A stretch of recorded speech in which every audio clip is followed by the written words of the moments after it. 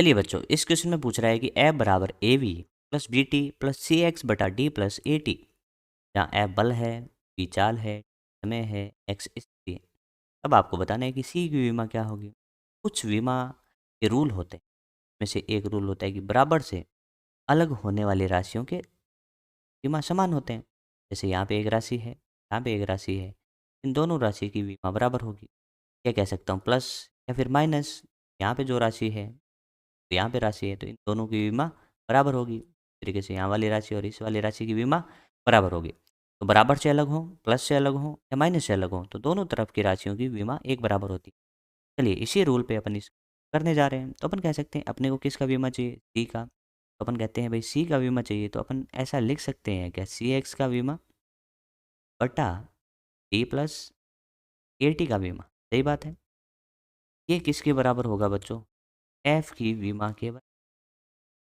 अब अपना टारगेट है कि सी एक्स का बीमा, अपने को सी एक्स में सी चाहिए, तो एक्स का तो जानते हैं, डी प्लस ए टी में है तो डी का जानते हैं, ए टी का बीमा जानते हैं।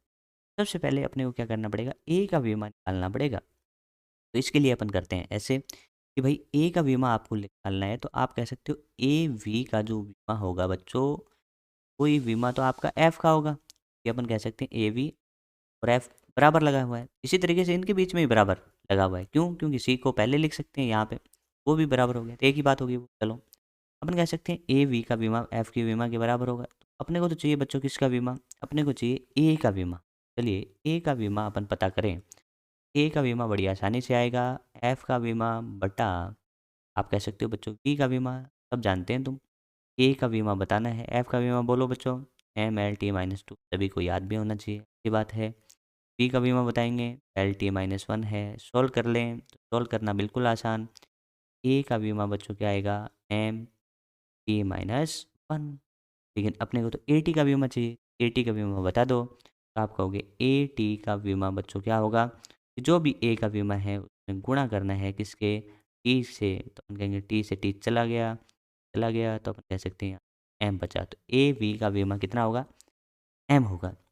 तो यहाँ पे अपन क्या करते हैं कि डी को लिखो चाहे ए टी को लिखो, बात तो एक ही है ना, क्योंकि इन दोनों को बीमा बराबर है। तो अपन कह सकते हैं इसको थोड़ा सा और लिख लेते हैं कि अपन सी एक्स का बीमा जब फाइंड करेंगे, तो अपन क्या करेंगे, सी एक्स का बीमा जब फाइंड करेंगे तो अपन कह सकते हैं, देखो को थोड़ा सा मॉडिफाई कर लेते हैं। जैसे बोला सी एक्स को ऊपर रखो, ठीक है, डी प्लस ए टी में चाहे डी को रख दो चाहे ए टी को रख लो, लेकिन ए टी को रखना ज़्यादा पसंद करेंगे क्योंकि इसका बीमा अपने पास है बराबर एफ का बीमा। लेकिन अपने को तो केवल और केवल सी का बीमा चाहिए ना, सी को एक तरफ बाकी सब दूसरी तरफ। एफ का बीमा गुणा में किसका बीमा, ए टी का बीमा, और बटा में अपन कहते एक्स का बीमा। मान रखोगे कर पाओगे, एम एल टी बच्चों। सही बात, सही बात। ए टी का बीमा एम के बीमा के बराबर, अपॉन एक्स, एक्स की जगह एल रख दो, एल से एल चला बसा, चल बसा, ठीक है। तो इसकी जगह अपन कह सकते हैं M two T minus two. ऐसा ऑप्शन देखो, M two T minus, M two T minus, option number तीन इसका सही आंसर होगा, क्योंकि इसके अंदर एल नहीं है। तो ऑप्शन नंबर तीन इसका सही उत्तर हो जाएगा।